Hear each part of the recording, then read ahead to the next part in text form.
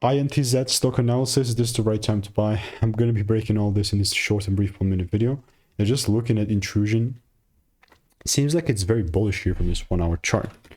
Zooming out, it's a little bit of an interesting, different kind of play. Now, having done 41,000 videos myself over 5 years, documented this, tested, refined, I've seen what's making me money and what's not, and more so I've documented it, you know? So I've seen what's working. So needless to say, why the heck is this so big? Okay, here's that break.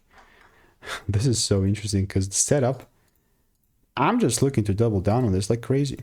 So, pull down a bit. If you ask me what I'm waiting for, of course it's going to be the confirmation. Because if not, what the hell am I doing here, right?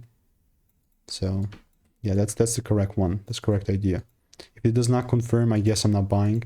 And if you do want to learn how I'm making 5-10K per month trading, click the first link in the description.